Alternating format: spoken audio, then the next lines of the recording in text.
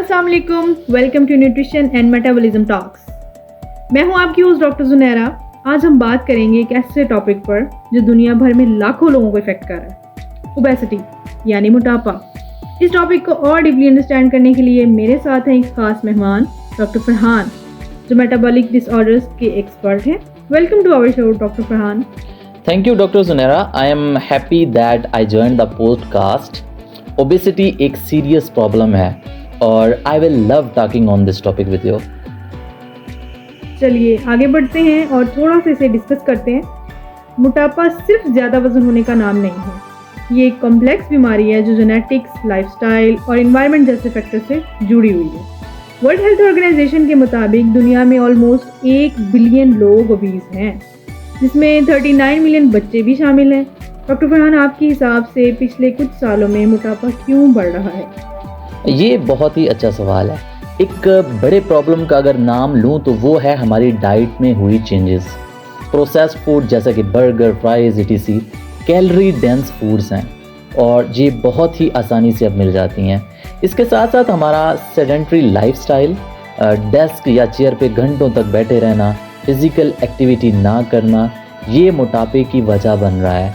लेकिन सिर्फ behaviour changes ही नहीं, जेनेटिक्स का भी इसमें बड़ा रोल है। रिसर्च के मुताबिक जेनेटिक्स यानी कि माँ बाप की तरफ से 40% तक चांसेस हैं कि बच्चे को मोटापा ट्रांसफ़र हो। और एक मज़े की बात बताऊँ, हार्मोनल इम्बैलेंस जैसा कि लेप्टिन रेजिस्टेंस। लेप्टिन एक हार्मोन है जो कि हमारे दिमाग को फुलनेस, पेट भर जाने का सिग्नल भेजता है और कुछ लोगों में ये हार्मोन जो है इसकी रेजिस्टेंस होने लगती है और इस वजह से वो ओवर ईटिंग कर लेते हैं, जो कि बाद में मोटापे की वजह बनता है। बिल्कुल सही।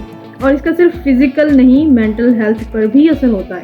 ओबेसिटी का connection type 2 diabetes, heart disease और कुछ कैंसर्स के साथ है और स्टिग्मा की वजह से लोग मेंटल हेल्थ इश्यूज भी फेस करते हैं। आपकी प्रैक्टिस में ऐसी कोई केसेस जो आप हमसे शेयर करना चाहें, जो हाईलाइट करें मज़ीद इस टॉपिक को? हाँ, एक पेशेंट थी मेरी जो अपने टीनेज से ही मोटापे का सामना कर रही थी।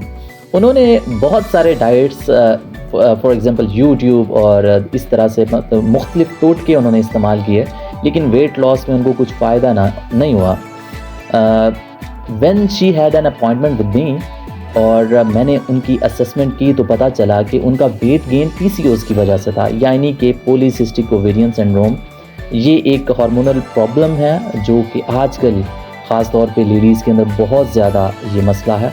तो एक बैलेंस डाइट, एक रियलिस्टिक लाइफस्टाइल चेंजेस और उसके साथ साथ कुछ मेडिकल ट्रीटमेंट के साथ साथ हमने ना सिर्फ उनका वज़न कम किया बल्कि उनकी ओवरऑल हेल्थ भी इससे इम्प्रूव हुई।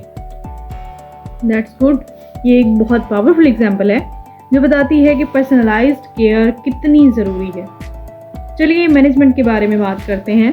एक अप्रोच जो मुझे बहुत इंटरेस्टिंग लगती है वो है मेडिटेरियन डाइट।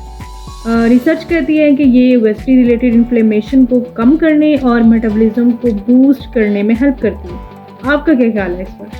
आई टोटली एग्री। मेडिटेरियन डाइट जो कि whole grains, fruits, vegetables, healthy fat जैसे कि ऑलिव ऑयल और लीन प्रोटीन जैसे कि फ़िश और ज़ीरो फैट प्रोटीन जो गोश्त होता है उससे रिच है, एक सस्टेनेबल और हार्ट फ्रेंडली ऑप्शन है। इस डाइट में किसी किस्म की रिस्ट्रिक्शन नहीं है बल्कि प्रोटीन, फैट्स और कार्ब, कॉम्प्लेक्स कार्ब्स का ये एक बैलेंस है।